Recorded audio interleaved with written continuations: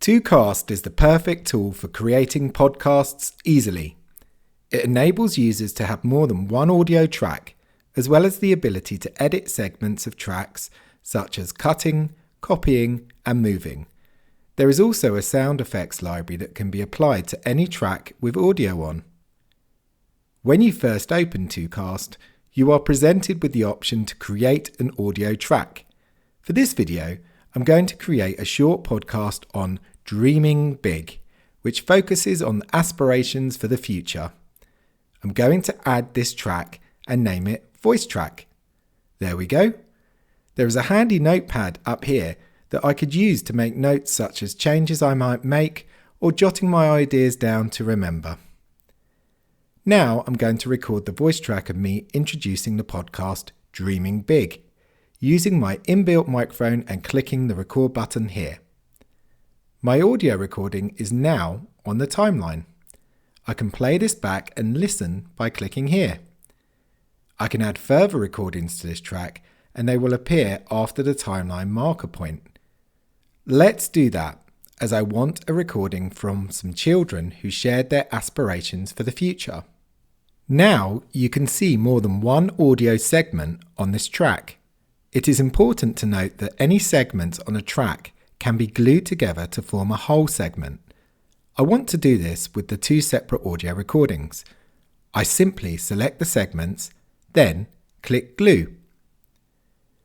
I would like to add some background music that starts before I introduce the podcast. To do this, I simply click on the upload button and find an audio background file I have on my device. When ready, simply click Upload. The new track is here with the title of the audio file showing. I'd like to use a small segment of this track. This is where I can use the zoom buttons to find the end of the track easily without having to drag the timeline marker across the screen for ages. There is the end. I can click on the audio and pull it in like so. Or alternatively, use the handy editing tools up here to help me. I know I want this section, so I simply click the cut button and then click on the place on the audio. Now I click back on the move icon. You can now see I have the section I want. Everything else I can select and then click the delete button. There we go. I will now reposition the audio tracks so the background music isn't playing over my audio by selecting and moving the segments as required on the timeline. Perfect. I have the option to adjust the audio volume of each track here. I can also add effects, mute any track by clicking here, or make a track solo, which mutes all other tracks.